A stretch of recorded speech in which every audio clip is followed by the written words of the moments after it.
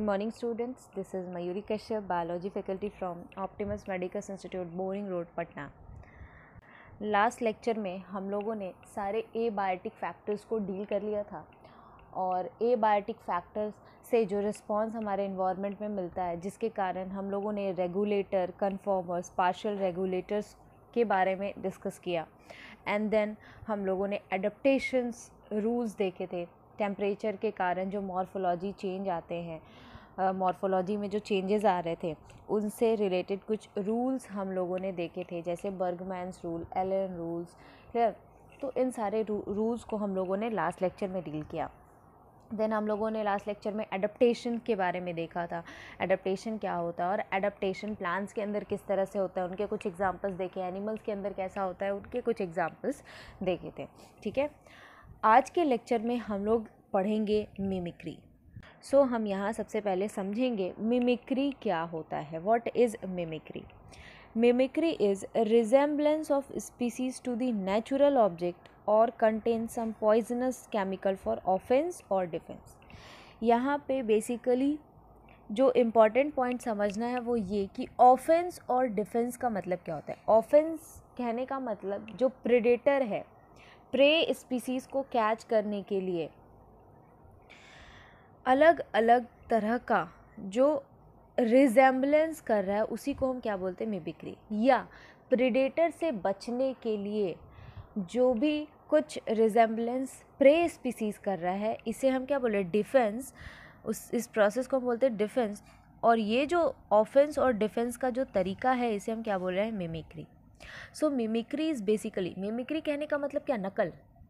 Mimicry means किसी organism का copy करना, नकल करना। ठीक है, सो मिमिक्री में होगा क्या कि जो स्पीसीज़ हैं वो किसी अदर ऑब्जेक्ट का या नेचुरल ऑब्जेक्ट का या कुछ पॉइजनस केमिकल रिलीज़ करेंगे अपने आप को प्रेडेटर से बचाने के लिए या प्रे को कैच करने के लिए। ये जो प्रोसेस है इसे ही हम बोलते हैं मिमिक्री।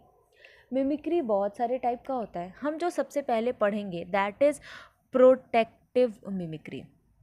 प्रोटेक्टिव मिमिक्री आपको समझ में आ रहा होगा, वैसा मिमिक्री जो कि यूज़ होगा डिफेंस के लिए। डिफेंस कहने का मतलब अपने आप को बचाने के लिए। तो बचाने के लिए ये कौन करेगा, प्रे स्पीसीज़ ऑब्वियसली करेंगे। तो प्रे स्पीसीज़ अपने आप को प्रेडेटर से बचाने के लिए जो मिमिक्री करते हैं उसे हम बोलते हैं प्रोटेक्टिव मिमिक्री।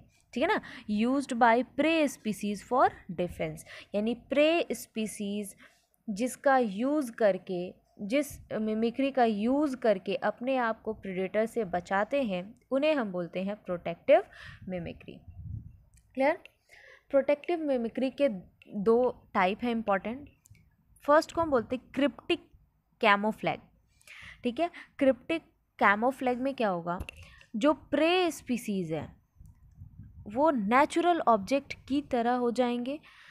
कहने का मतलब अगर मान लीजिए जो कोई स्पीसीज़ है, कोई प्रे स्पीसीज़ है, उसको प्रेडेटर से बचना है तो वो प्रे स्पीसीज़ क्या करेगा, उसके आसपास जो भी ऑब्जेक्ट होंगे बिल्कुल वो उस अपना कलर उस बैकग्राउंड के कलर के अनुसार चेंज कर लेगा।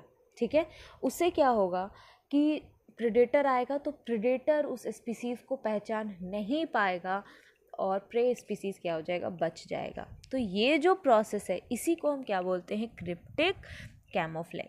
ठीक है, आगे हम एक डायग्राम में आप दिखाएंगे कैसा होता है।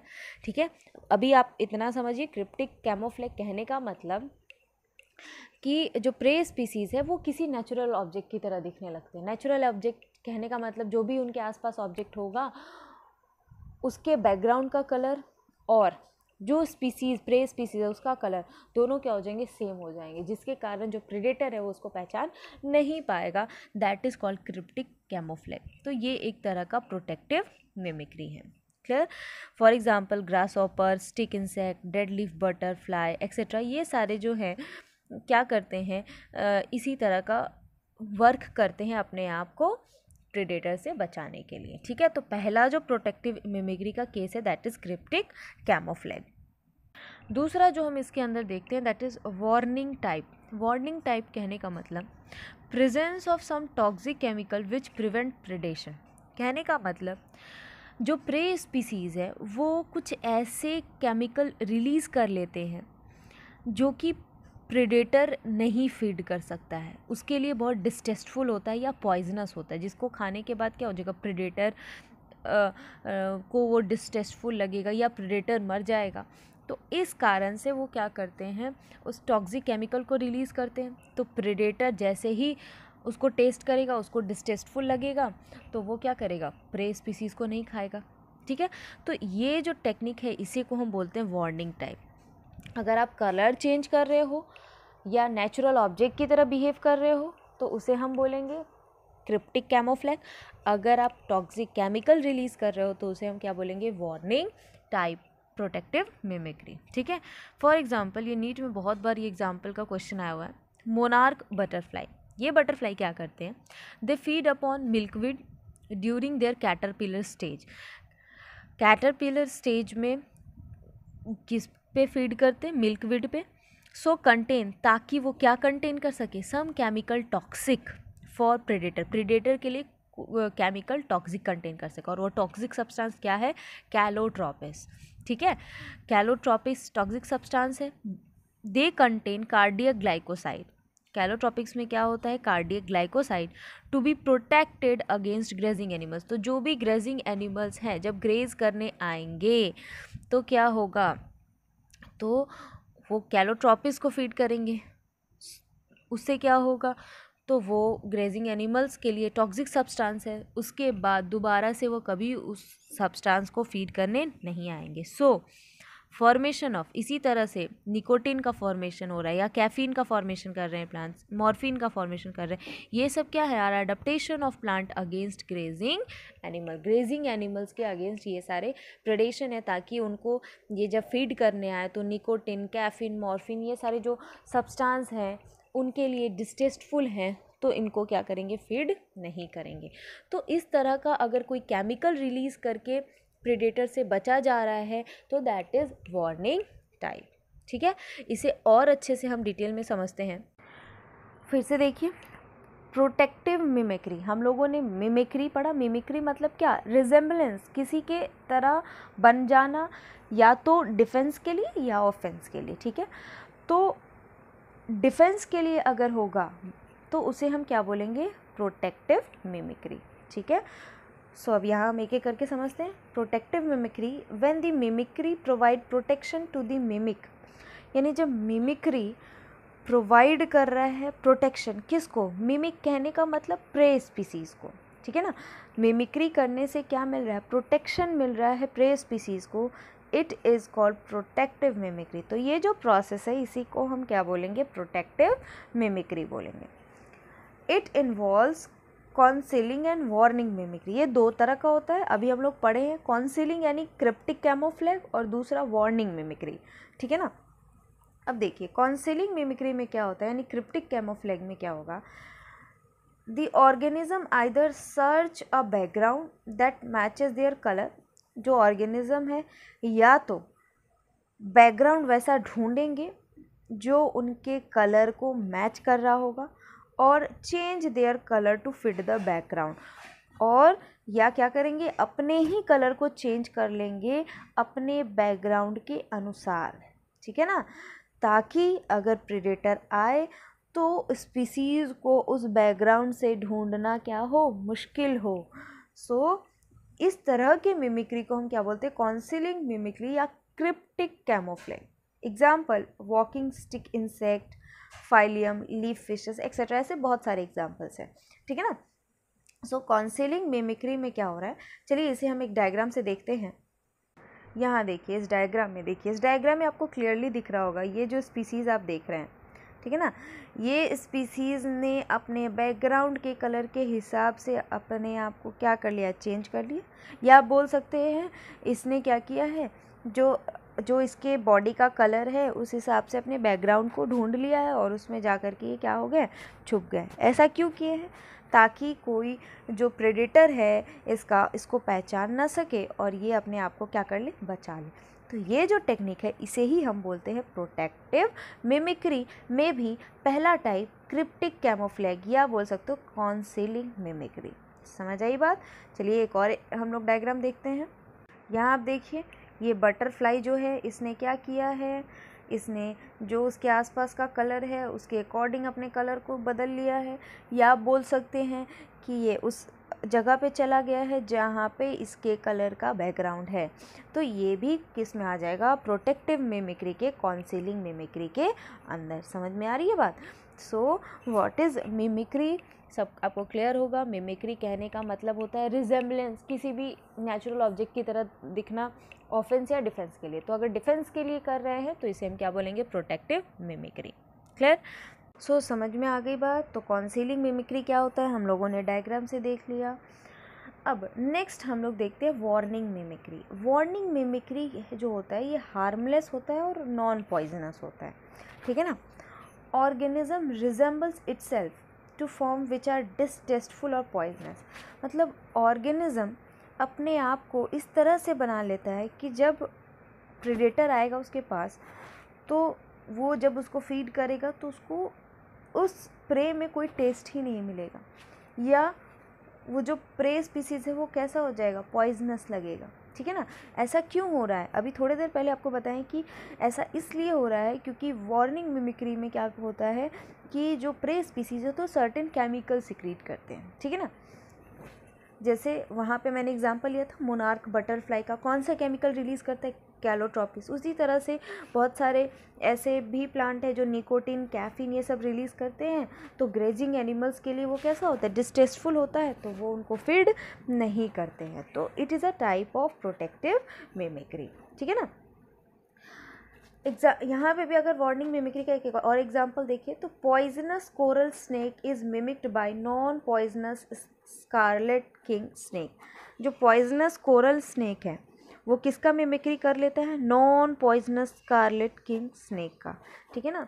जिससे क्या होता है, प्रोटेक्शन मिलता है उसको, ठीक है। तो इसे ही हम क्या बोलेंगे, वार्निंग मिमिक्री बोलेंगे। समझ में आ गई बात, ठीक है।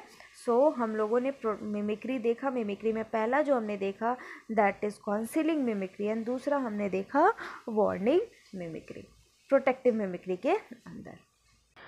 सो सबसे पहला मिमिक्री के अंदर हम लोगों ने प्रोटेक्टिव मिमिक्री देख लिया, और प्रोटेक्टिव मिमिक्री में भी हमने दो टाइप देखे, क्रिप्टिक कैमोफ्लेज और वार्निंग टाइप। क्रिप्टिक कैमोफ्लेज को और हम कॉन्सीलिंग मिमिक्री भी बोलते हैं, और दूसरा वार्निंग मिमिक्री, ठीक है। Now another is conscious mimicry, ठीक है। Conscious mimicry is also a type of mimicry जिसमें prey species behave like dead object. जो प्रे स्पीसीज़ है वो कैसा बिहेव करता है, डेड ऑब्जेक्ट की तरह। तो जो प्रेडेटर है इसके पास आएगा इसको फीड करने के लिए, तो देखेगा पहले से ही ये डेड है तो उसको फीड नहीं करेगा, ठीक है ना। तो इस तरह का जो मिमिक्री अगर होता है तो इसे हम बोलते हैं कॉन्शियस मिमिक्री। समझ आई बात। व्हाट इज़ कॉन्शियस मिमिक्री, वैसा मिमिक्री जिसमें प्रे स्पीसीज डेड ऑब्जेक्ट की तरह बिहेव करेगा उसे हम बोलेंगे conscious mimicry. For example tiny brinoid beetle, ठीक है। आप इसको देखिएगा, दिखेगा आपको ये जो स्पीसीज़ होता है ये कैसा बिहेव करता है, डेड ऑब्जेक्ट की तरह बिहेव करता है। क्लियर। तो वैसा मिमिक्री जिसमें प्रे स्पीसीज़ कैसा बिहेव करे, डेड ऑब्जेक्ट की तरह बिहेव करे, उस तरह के मिमिक्री को हम क्या बोलेंगे, कॉन्शियस मिमिक्री बोलेंगे। समझ आ गई बात, ठीक है। Another one is aggressive mimicry. Aggressive mimicry समझते हैं क्या होता है, वैसा मिमिक्री। देखिए प्रोटेक्टिव मिमिक्री अभी तक हमने पढ़ा, प्रोटेक्टिव मिमिक्री में हमने क्या पढ़ा, प्रोटेक्शन, डिफेंस के लिए होता है, ठीक है। दूसरा हमने कॉन्शियस मिमिक्री पढ़ा, ये भी डिफेंस के लिए होता है, इसमें प्रे स्पीसीज डेड ऑब्जेक्ट की तरह बिहेव करेंगे। और तीसरा जो हमने पढ़ा that is aggressive mimicry. Aggressive mimicry होता है ऑफेंस के लिए, मतलब प्रे स्पीसीज़ को कैप्चर करने के लिए ये मिमिक्री होता है। समझ में आ गई बात। यानी aggressive mimicry is a type of mimicry, और ये कौन करता है, प्रीडेटर। क्यों करता है, फॉर ऑफेंस। समझ आ गई बात। यानी एग्रेसिव मिमिक्री होता है ऑफेंस के लिए। इसमें भी आपका आएगा पहला क्रिप्टिक कैमोफ्लेज। इसमें क्रिप्टिक कैमोफ्लेज यानी प्रेडेटर भी क्या करता है, अगर प्रे स्पीसीज ने अपने कलर को चेंज किया है बचने के लिए, तो प्रेडेटर भी अपने कलर को चेंज कर सकता है प्रे को कैप्चर करने के लिए। समझ आ रही है बात। जैसे येलो स्पाइडर, ठीक है ना, resemblance of predator species to natural object, मतलब प्रेडेटर स्पीसीज भी क्या करेगा, अपने बैकग्राउंड को चेंज कर लेगा, बैकग्राउंड के हिसाब से अपने आप को चेंज कर लेगा, या बैकग्राउंड कलर को ढूंढ करके वहाँ चला जाएगा। प्रे स्पीसीज जब आएंगे तो उनको तो प्रेडेटर कहीं नज़र ही नहीं आएगा, तो जब प्रे स्पीसीज नज़दीक आएंगे तो प्रेडेटर क्या कर लेता है, उनको कैप्चर कर लेते हैं। समझ में आई बात। तो एग्रेसिव मिमिक्री में भी हमारा जो पहला टाइप होगा दैट इज क्रिप्टिक कैमोफ्लेज, जिसमें कलर चेंज मतलब नेचुरल ऑब्जेक्ट की तरह बिहेव करने लगता है। प्रेडेटर अगर बिहेव करेगा तो एग्रेसिव मिमिक्री का टाइप, अगर प्रे बिहेव करेगा तो प्रोटेक्टिव मिमिक्री का टाइप। समझ में आ गई बात। एग्रेसिव मिमिक्री में दूसरा टाइप आता है एल्यूरिंग टाइप। एल्यूरिंग टाइप एक नॉर्थ अमेरिकन लीजर्ड है, वो इस तरह का मिमिक्री करता है।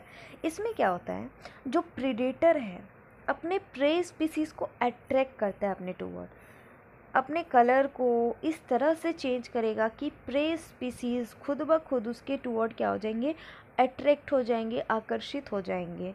ठीक है, सो इस तरह के मिमिक्री को हम क्या बोलते हैं, एग्रेसिव मिमिक्री को एल्यूरिंग टाइप, जिसमें प्रे स्पीसीज खुद ब खुद अट्रैक्ट हो जाए किसके टूवर्ड, प्रेडेटर के टूवर्ड। तो इसी टाइप को हम बोलेंगे alluring type.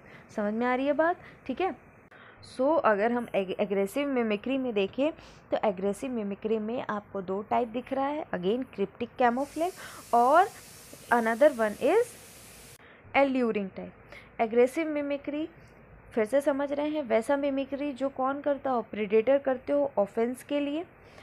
For example cryptic camouflage में येलो स्पाइडर करता है, नेचुरल ऑब्जेक्ट की तरह बिहेव करेगा, जैसा बैकग्राउंड का कलर होगा वैसा ही ये प्रेडेटर का भी कलर हो जाएगा, और जिसके प्रे स्पीसीज उसको नहीं देख पाएंगे और आसानी से प्रेडेटर क्या करेगा, प्रे स्पीसीज को कैप्चर कर लेगा। उसी तरह दूसरा टाइप हमने देखा एल्यूरिंग टाइप, जिसमें क्या करता है, जो प्रेडेटर स्पीसीज है वो प्रे स्पीसीज को अट्रैक्ट कर लेते हैं, यानी प्रे स्पीसीज खुद ब खुद प्रेडेटर के टुवर्ड अट्रैक्ट हो जाता है। ठीक है, तो इस तरह का जो मिमिक्री होगा इसे हम बोलेंगे एल्यूरिंग टाइप। जैसा कि आप यहाँ देख रहे हैं सी ड्रैगन, जिसे हम बोल रहे हैं फाइलोप्टेरिक्स, इसमें अगर आप देखें तो ये जो फाइलोप्टेरिक्स आप देख रहे हैं ये क्या कर रहे हैं, अपने बैकग्राउंड में जो कलर है बिल्कुल उस कलर के अकॉर्डिंग अपने आप को बना लिए हैं। अब अगर प्रे स्पीसीज आएगा तो इसको नहीं देख पाएगा, नहीं पहचान पाएगा, और आसानी से क्या होगा कि जो प्रे स्पीसीज है उसको ये प्रेडेटर क्या करेगा, कैप्चर कर लेगा। समझ आ रही है बात, क्लियर। सो ये भी जो टाइप है ये कैसा टाइप है, it is a type of cryptic camouflage. समझ में आ गई बात, एग्रेसिव मिमिक्री का टाइप है।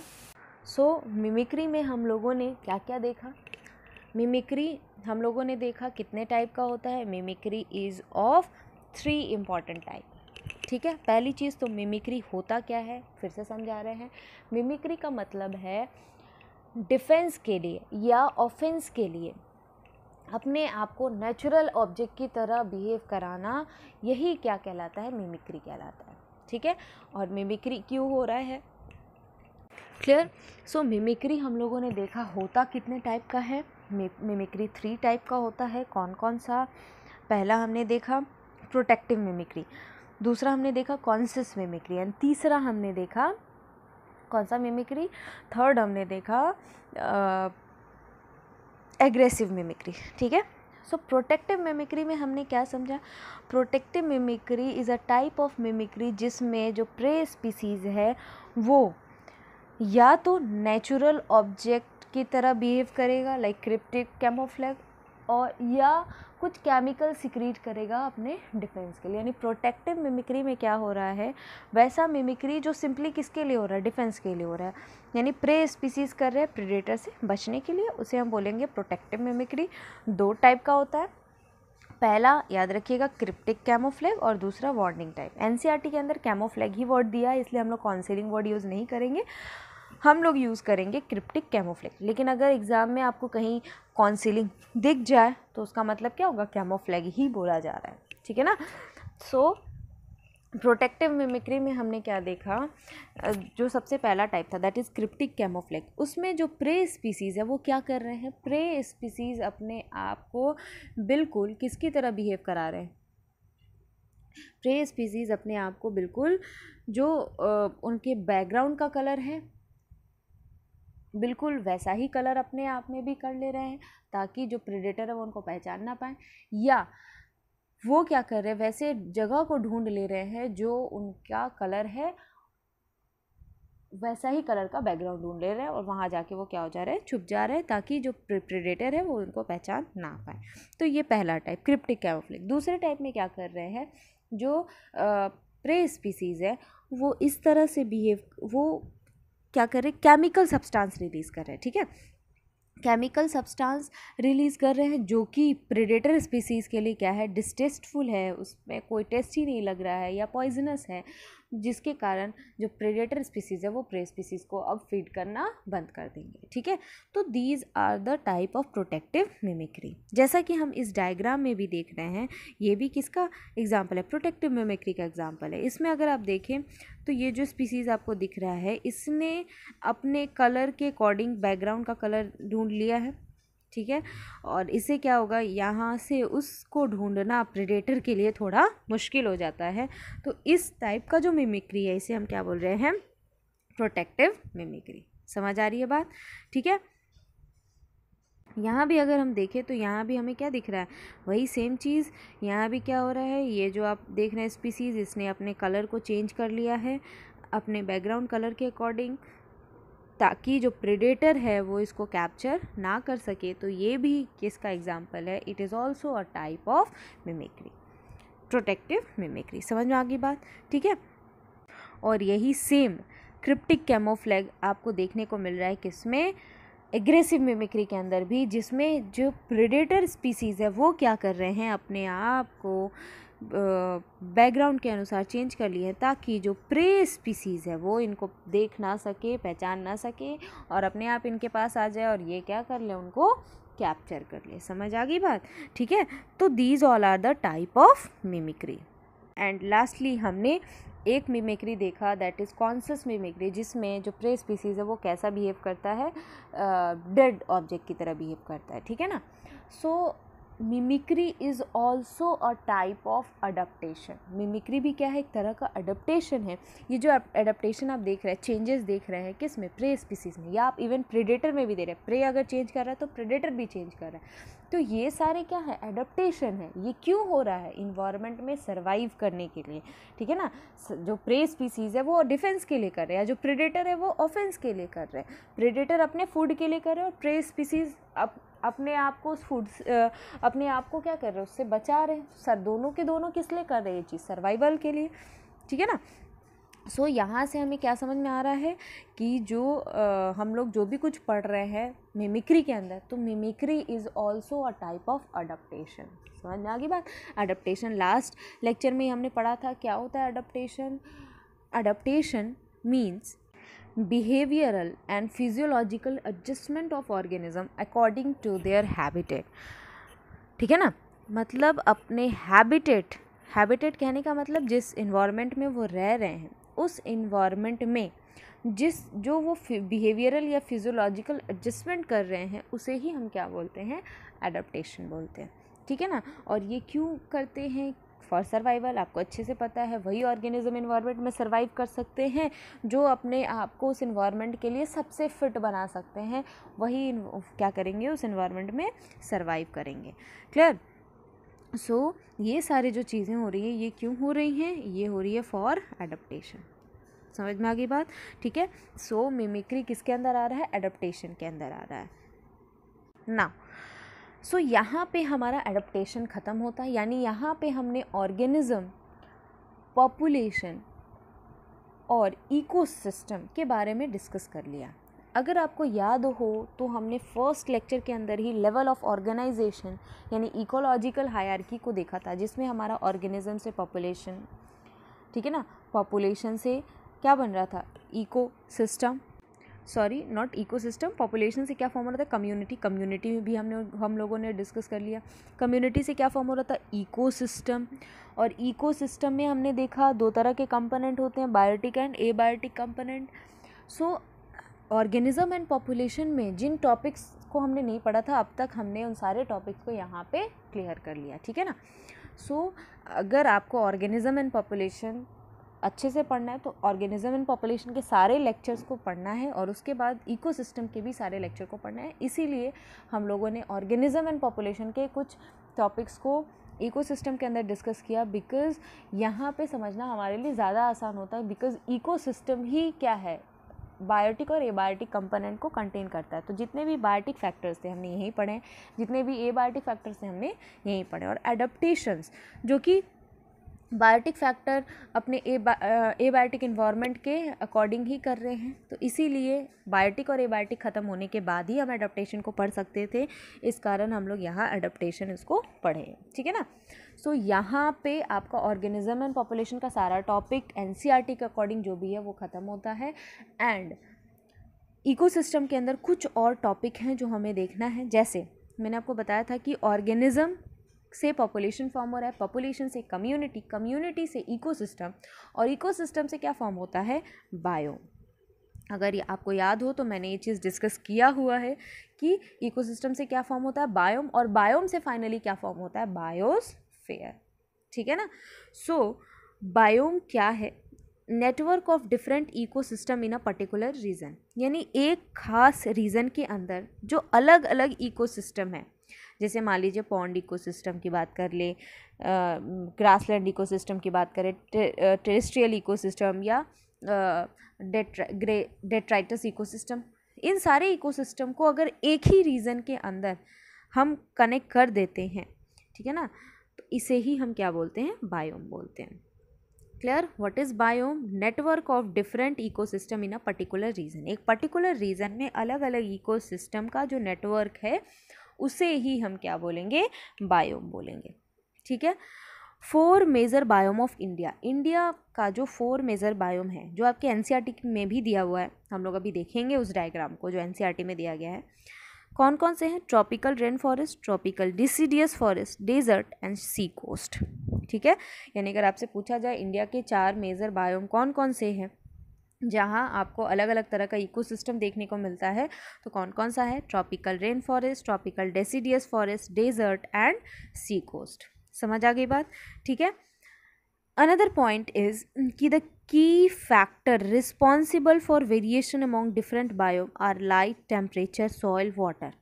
मतलब जो की फैक्टर, जो ज़रूरी फैक्टर वेरिएशन के लिए रिस्पॉन्सिबल है बायोम्स के अंदर, अलग अलग बायोम्स के अंदर, वो कौन कौन से हैं, लाइट है, टेम्परेचर है, सॉइल है, वाटर है, ये चारों क्या है, abiotic factor. But some biotic factor like predator, pathogen, competitor also characterise them. और एबायोटिक फैक्टर तो रिस्पॉन्सिबल हैं ही, उनके साथ साथ बायोटिक फैक्टर का भी बहुत ही इंपॉर्टेंट रोल है। हम लोग सब पढ़ चुके हैं, प्रीडेशन का क्या, प्रीडेटर का क्या रोल है, पैथोजेन का क्या रोल है, कंपटीशन का क्या रोल है, किस तरह से एबायोटिक फैक्टर बायोटिक फैक्टर से जुड़े हुए, ये सारा कुछ हमने डिस्कस कर लिया है, ठीक है ना। सो याद रखिएगा, what is biome, biome is a network of different ecosystem in a particular region, एक खास रीजन में अलग अलग इकोसिस्टम का जो नेटवर्क है उसे ही हम क्या बोल रहे हैं, बायोम बोल रहे हैं। 4 जो बायोम है वो कौन कौन से हैं इंडिया में, tropical rain forest, tropical deciduous forest, desert और सी कोस्ट। समझ में आ गई बात, ठीक है। अगर आप इस डायग्राम में देखें तो 4 मेजर बायोम इंडिया का, ये एनसीईआरटी का डायग्राम है, इसमें ए नंबर आप देखें, ए नंबर किसका दिखा रहा है, ट्रॉपिकल रेन फॉरेस्ट का। अभी हम लोग थोड़ी देर पहले भी डिस्कस किए कि ट्रॉपिकल रेन फॉरेस्ट इंडिया का बायोम के अंदर आ रहा है। दूसरा जो बी आप देख रहे हैं दैट इज़ डेसिडियस फॉरेस्ट, ठीक है, ये भी किसके अंदर आएगा, बायोम के अंदर आएगा इंडिया के। Sea that is desert and 4th one is sea coast. यानी अगर आपसे पूछा जाए what are the 4 major biome of India, तो first one is tropical rain forest, another one is deciduous forest, third one is desert and 4th one is sea coast. समझ में आ गई बात, ठीक है। तो these all are the major biomes of India, जिसमें आपको अलग अलग तरह के इकोसिस्टम देखने को मिलेंगे, ठीक है। और ये ऐसा क्यों देखने को मिल रहा है, तो आपको अच्छे से पता होगा, इन सब जगहों पे ही लाइट का, एयर का, सॉइल का, अलग अलग तरह का आपको चेंजेस, वेरिएशन देखने को मिलता है इन सब के कारण। और यहाँ पे आपको अलग अलग तरह के बायोटिक फैक्टर्स भी मिलेंगे, यानी इन सब जगहों पे आपको जो डाइवर्सिटी है वो बहुत कॉम्प्लेक्स मिलेगा, जो एबायोटिक फैक्टर है वो भी आपको बहुत देखने को मिलेगा, ठीक है। इसी कारण यहाँ पे आपको बायोम देखने को मिलता है, ठीक है ना, समझ में आ गई बात। अब नेक्स्ट हम लोग देखते हैं जो बायोम्स हैं उनका एवरेज टेम्परेचर और प्रेसिपिटेशन। ये भी एनसीईआरटी में मेंशन्ड है एक ग्राफ के फॉर्म में, ग्राफ भी हम लोग देखेंगे, उससे पहले हम लोग ये देख लेते हैं। पहला बायोम अगर हम बात करें डेजर्ट, डेजर्ट का जो एवरेज टेम्परेचर है वो कितना रहता है, 5 to 25 डिग्री सेल्सियस के बीच रहेगा। प्रेसिपिटेशन कितना रहेगा, 0 से लेकर के 50 के बीच में। डेटा याद रखिएगा, बहुत ही इंपॉर्टेंट ये क्वेश्चंस आते हैं, ठीक है। ग्रासलैंड दूसरा बायोम है, ग्रासलैंड के अंदर आपका जो एवरेज टेम्परेचर देखने को मिलता है वो 0 to 25 के बीच देखने को मिलेगा। Precipitation is between 50 to 100। Tropical rain forest की बात करें तो एवरेज टेम्परेचर 20 to 30 के बीच में मिलेगा। प्रेसिपिटेशन यहाँ 150 से लेकर के 400 के बीच में मिलेगा, ठीक है। टेम्परेट फॉरेस्ट की बात करें तो average temperature again 5 to 20 and precipitation 50 to 250 के बीच। कॉनीफेरस फॉरेस्ट में देखा जाए तो 0 to 15 और प्रेसिपिटेशन कितना 50 to 250। Arctic and alpine tundra, ये तो आपको हाईयर एल्टीट्यूड्स पे मिल रहा है, तो एवरेज टेम्परेचर्स का -10 to 5 डिग्री सेल्सियस के बीच और प्रेसिपिटेशन 0 to 150 के बीच। तो अगर इन सब डेटा में देखें तो सबसे ज़्यादा अगर आपको एवरेज टेम्परेचर कहीं दिख रहा होगा तो कहाँ दिख रहा है सबसे ज़्यादा एवरेज टेम्परेचर, बताइए कहाँ देखने को मिल रहा है, इस वाले रीजन यानी ट्रॉपिकल फॉरेस्ट में। सबसे ज़्यादा प्रेसिपिटेशन भी आपको कहाँ देखने को मिल रहा है, ट्रॉपिकल फॉरेस्ट में। समझ में आ गई बात। तो ये सारे जो डेटा हैं ये आपको याद करने हैं। डेजर्ट का average temperature, precipitation value, grassland का एवरेज टेम्परेचर, फिर प्रेसिपिटेशन, ट्रॉपिकल फॉरेस्ट का एवरेज टेम्परेचर और प्रेसिपिटेशन, उसी तरह temperate forest, coniferous forest, Arctic and alpine, ये जितने भी मैंने आपको यहाँ दिए हैं इन सबको आपको याद करना है, इससे ज़्यादा कुछ याद नहीं करना है। अब हम लोग एनसीईआरटी का जो ग्राफ दिया गया है उसे हम देखते हैं। ये ग्राफ आपको एनसीईआरटी में मिलेगा। एनसीईआरटी में अगर आप इस ग्राफ को देखिए तो ग्राफ में यहाँ देखिए अलग अलग जो भी हम लोगों ने पढ़ा अभी, tropical forest, temperate forest, grassland, desert, coniferous, सबका मीन एनुअल प्रेसिपिटेशन और एनुअल टेम्परेचर डेटा यहाँ दिया हुआ है, ठीक है। अगर हम बात करें सबसे पहले डेजर्ट की बात करते हैं, तो डेजर्ट का अगर देखिए तो यहाँ देखिए 5 से लेकर के 20 या 25 से थोड़ा नीचे, ठीक है, ये आपको टेम्परेचर दिख रहा है। प्रेसिपिटेशन देखें तो प्रेसिपिटेशन कहाँ तक, यहाँ 0 यहाँ से लेकर के और 50 तक जा रहा है, ठीक है। उसी तरह हम ग्रासलैंड की बात करें तो ग्रासलैंड का जो टेम्परेचर है वो 25 तक जा रहा है, 0 से लेकर के 25, और जो प्रेसिपिटेशन वैल्यू है वो कहाँ तक 100 तक जा रहा है। उसी तरह ट्रॉपिकल रेन फॉरेस्ट की बात करें जिसका जो प्रेसिपिटेशन भी सबसे ज़्यादा था और टेम्परेचर भी, यहाँ भी अगर आप देखें तो टेम्परेचर के मामले में भी कितना है 25 डिग्री सेल्सियस तक गया है एंड प्रेसिपिटेशन वैल्यू 400 तक, हमने ये डेटा पढ़ा है ना, ठीक है। तो ये जो ग्राफ है इस ग्राफ को आप डेटा के अकॉर्डिंग भी समझ सकते हैं या नॉर्मली भी आप देख करके समझ सकते हैं। एक्स एक्सिस पे आपका प्रेसिपिटेशन है और वाई एक्सिस पे आपका टेम्परेचर है। ये सारा जो है ये एवरेज टेम्परेचर दिया गया है, ठीक है ना। सो इस ग्राफ के मदद से आप अच्छे से समझ सकते हैं जो भी बायोम है उन बायोम का एवरेज टेम्परेचर क्या है या प्रेसिपिटेशन क्या है। ये डेटा लेकिन आपको याद रहना चाहिए, कभी कभी एग्जाम्स में डायरेक्टली ये ग्राफ भी दे देता है, इस कारण अगर आपको डेटा याद रहेगा तो ग्राफ से आप अच्छे से क्वेश्चन सॉल्व कर सकते हैं, ठीक है ना। एंड नेक्स्ट एंड लास्ट जो हमारा लेवल ऑफ ऑर्गेनाइजेशन था दैट इज़ बायोस्फीयर, ठीक है ना।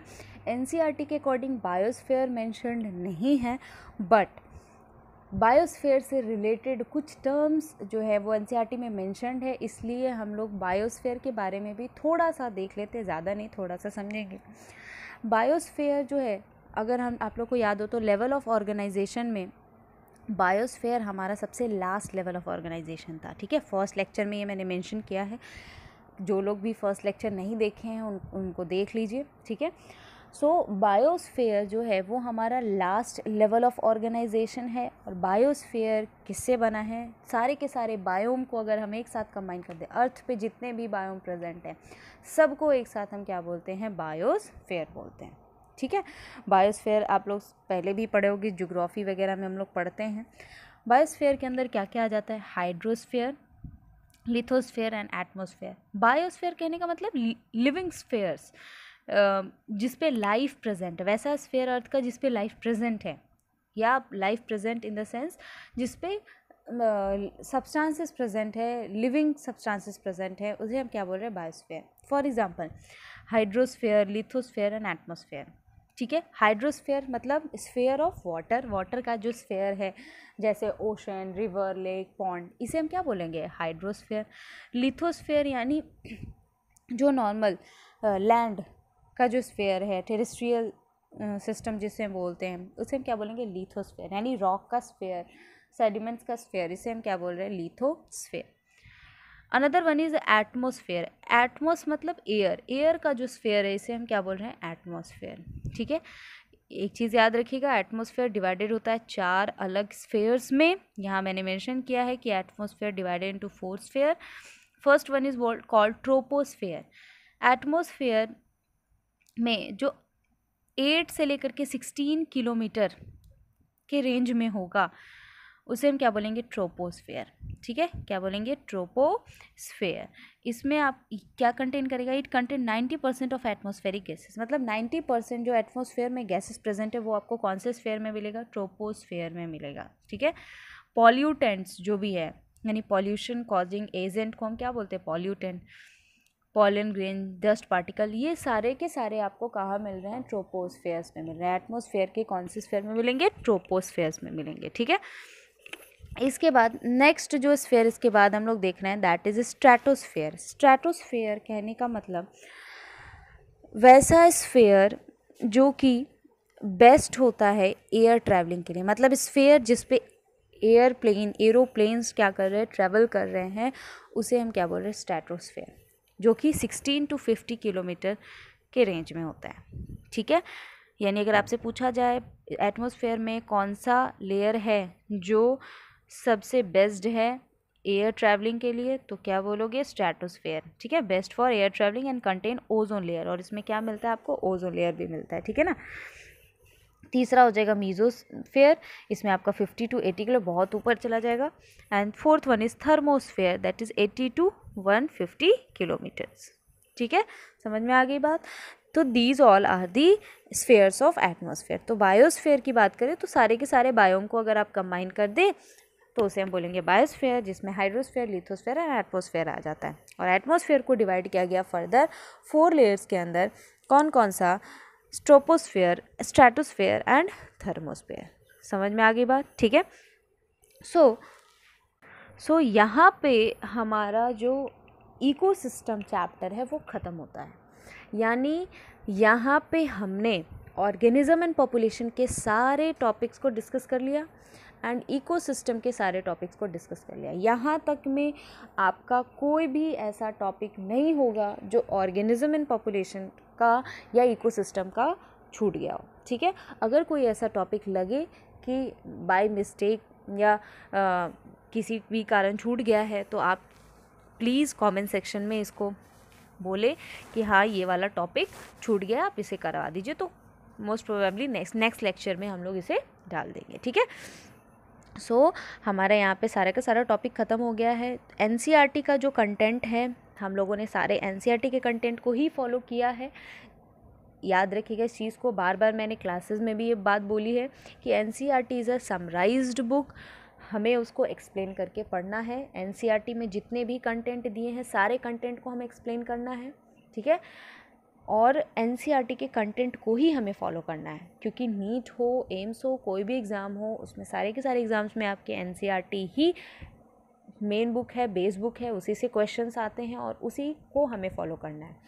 यहाँ जो जो चैप्टर्स हमने पढ़ा है इकोलॉजी के अंदर, ऑर्गेनिज्म एंड पॉपुलेशन और इकोसिस्टम, इन दोनों चैप्टर्स में जो कंटेंट है वो एनसीईआरटी के अकॉर्डिंग ही है, बट जो हमारा सीक्वेंस है वो सीक्वेंस थोड़ा अलग था। हमने ऑर्गेनिज्म एंड पॉपुलेशन के कुछ टॉपिक्स को इकोसिस्टम में डिस्कस किया है, तो इसमें घबराने की ज़रूरत नहीं है। ये इसलिए किया है ताकि उसको समझना आपके लिए ज़्यादा आसान हो जाए, ठीक है ना।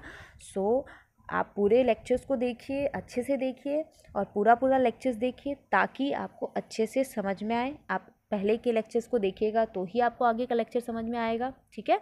इसलिए सबसे रिक्वेस्ट है सारे बच्चों से कि आप एक एक करके सारे लेक्चर्स को आराम से देखिए और लॉकडाउन में सेफ रहिए, सुरक्षित रहिए, घर पे रहिए, अच्छे से रहिए, ठीक है। और ज़्यादा से ज़्यादा जितना ज़्यादा हो सके आप पढ़िए। और यही एक अच्छा टाइम है जिस टाइम पे आप 11th के सिलेबस का रिवीजन कर सकते हैं, क्योंकि 11th के सिलेबस का रिवीजन बहुत ही ज़रूरी है। फिर लॉकडाउन ख़त्म होने के बाद हम लोग जो 12th का फ़्लो है एक बार स्टार्ट हो जाएगा, तो 11th का रिवीजन थोड़ा मुश्किल हो जाता है। इसलिए सब बच्चों से रिक्वेस्ट है कि आप लोग जितना ज़्यादा हो सके 11th के टॉपिक का रिवीजन करिए, साथ साथ में 12th का भी पढ़ाई करिए। जो भी हम लोग लेक्चर्स दे रहे हैं आपको, उन लेक्चर्स को पढ़ते रहिए और एग्जाम्पल्स क्वेश्चन सॉल्व करते रहिए। और हम लोग इकोलॉजी ख़त्म होने के बाद इकोलॉजी से रिलेटेड जो भी कुछ प्रीवियस ईयर क्वेश्चंस हैं उनको सॉल्व करेंगे। सो इकोसिस्टम हमारा यहाँ पे ख़त्म होता है। नेक्स्ट लेक्चर में हम लोग स्टार्ट करेंगे environmental pollution. So that's all, thank you.